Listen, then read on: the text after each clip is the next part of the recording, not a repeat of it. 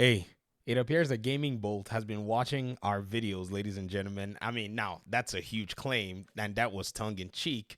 Again, it's interesting, and I'll show you why. Before I do, though, let's go ahead and look at pretty much what I think is our daily reader in the console gaming industry shifts and threats. This is a document, this is a piece of actually many documents that leaked from Insomniac's hack in 2023. It was interesting because there were actually many different points and different pointers that showed a lot of PlayStation's business, but this one was newsworthy. So Jez Corden and a few people actually went out here and actually did, in a sense, publish and talked about this particular piece of the document. I saw a comment from somebody that I blocked a long time ago. They said a screenshot of a picture from Imgur is not how did he put it? Is not evidence of anything. You see, one of the first things that I think a lot of the hyper fans choose to do is to try to deny the validity of this document. They tried it when it first came out, and that got dismissed very fast, but they still want to tug and pull and so on and so forth. And the beauty about it is every time that they do it, it makes the document even look much more sensible to anybody who's actually taking an objective look to what this is looking like. So the word dominance comes from here in this industry major shifts and threats, where basically they write, this is PlayStation themselves in their analysis. They say subscription, Microsoft's comprehensive ecosystem coupled with exclusivity creates greater dominance. So the domination pretty much has already occurred because Microsoft had been able to position Xbox to do multi-game, delivery in subscription, which is about 50%. They're estimating about 50% of their business. They also estimate console games to also be about 50% of their business, and then PC to be 60%. And then they go ahead and say Sony's pillars are already dated and behind the competition. So what are Sony's pillars? First party exclusivity. They don't have that anymore. Their games are all on PC. Third party exclusivity. That's basically timed, and we've seen four major publishers or even developers become publishers or team up with publishers to take their games away from PlayStation and go to other platforms. In some cases, in some other cases, they said no to PlayStation. And then even in subscription service, where PlayStation Plus used to be kind of the place to be, Game Pass has taken over that from them. And then in having content to deliver, Game Pass, and just like Game Pass, Xbox has already beaten them. And so that's four pillars I've just listed for you. Now we're going to go back to that Gaming Bolts, tweet that they posted. They said, PlayStation 5 at 4 years later, PlayStation's dominance continues. Okay, that's not what PlayStation is saying, though. You know what I mean? Like, you're saying something, and we understand. You may be perceiving what you're perceiving, but when you look beneath the hood, right, it's not the same thing that PlayStation is saying. And I thought it was interesting at the end of the day. Do you know what I saw when it came down to this and people were actually looking at this? Someone said this PlayStation's dominance. They put the Nintendo Switch on there. Now, this is people that are just basically trying to clown the article. And I thought the one that was actually, in my opinion, very sweet is my most anticipated game of the year shows up on this thread. Horizon Adventures, Lego Horizon Adventures on another console, the Nintendo Switch. This was beautiful. In fact, I failed to give this person a heart, and they need to hold this like. We're going to look at this game's, this Gaming Bowl article, though, because it's interesting. This is written by Ravi Sinha. Shout out to you. You said this on 16th of November. After 4 years, Sony's 8th generation console continues to dominate, delivering increased first and third party exclusives. Huh. Interesting. That's a nice way to put it. So in the delivery of first and third party exclusives, Sony's 8th generation console continues to dominate.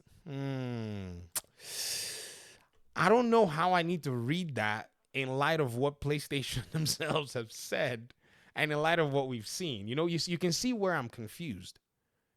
Who do I believe? Do I believe the Gaming Bolt writer, or do I believe what Sony would not have intended for us to see, but we saw? What's going on underneath the hood. And so I think I will, by default, stick with what I'm seeing here from Sony's own internal analysis. We'll keep reading, though. When Sony finally unveiled the PS5 on June 11th, it was following a showcase of several, where is it at? Of several new titles. Ratchet and Clank returned in Rift Apart. Miles Morales was starring its own Spider-Man title. Polyphone Digital was finally delivering a new mainline Gran Turismo. Returnal represented a stunning new direction for Horace McKee. Astro's Playroom saw a new beloved platform mascot transitioning to non-VR, and Destruction All-Star was well present. Perhaps the two biggest takeaways were Horizon Forbidden West, which got decimated by Elden Ring, the follow-up to the successful Horizon Zero Dawn, which got decimated by Zelda Breath of the Wild. Come on now. And a remake of Demon's Souls by Bluepoint Games. I don't know what the sales of that was like. Was that successful in sales? We'll see. And then they said this. There was also something called Project Athea, and surely it will become successful down the line. Really? However, the main attraction was the console's reveal. The response was interesting. Many likened it to an oversized router, pondering how different it looked from previous console designs, while lamenting how difficult it will be to clean and dust. Others were intrigued by the all-digital model without a disk drive. Though Sony didn't reveal price points, there was still anticipation and hype. Check this out. Despite this mess, there was no doubt PS5 would become a massive success. Its hardware proved a sizable leap over the PS4, backed by a custom AMD CPU. So this is all the hardware stuff. It will become a rallying point for 4K 60 FPS and ray tracing for consoles. Yeah, right. Didn't they write 4K 60 on the box, and then they removed it, and then they brought the PS5 Pro, and then they tagged that with 4K 60 FPS?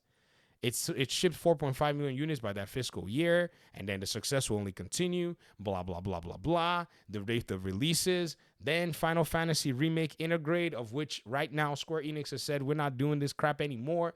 Then Gran Turismo, of which, wasn't this the game that they went ahead and put these microtransactions and people got crazy about?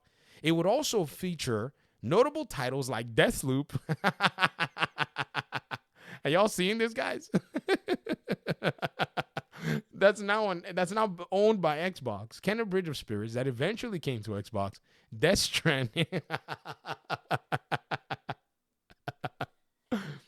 You see, when you try to do a victory lap too early, this is what you get.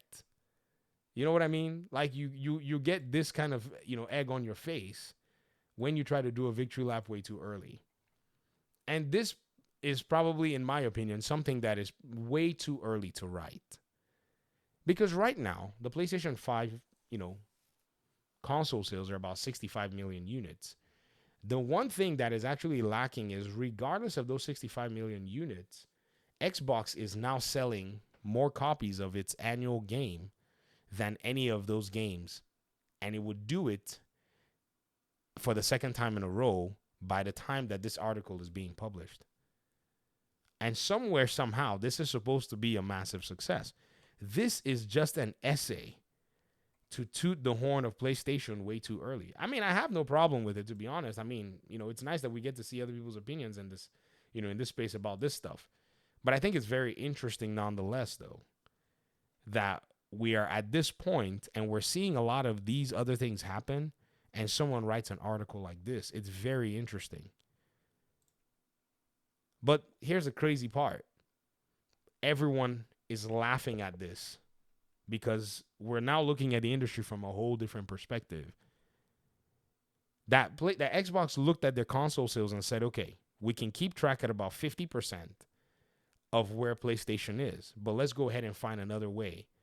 And then they decided they were going to dial in with the subscription services.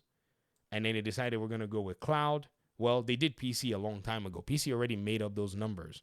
So right now, PlayStation is trailing them, but the press isn't going to tell you. Isn't that crazy? That the press is not going to tell you what actually is exactly happening. Rather, you're going to see an article like this. True, it does paint a picture where there is some truisms in here, and there's some things that are straight up true. Don't get me wrong. However, where is the context to actually put all this stuff in, especially right now? And I think that's what's missing at the end of the day. But we'll see how it plays out, though. It's very interesting to see how, the school of thought within PlayStation contradicts the school of thought outside of those that create a perception for PlayStation. And I would love to see how they collide. That's what I'm here for. So thanks for watching the video. Appreciate you guys this time in the audience. Hopefully we'll talk pretty soon in another one. Peace out.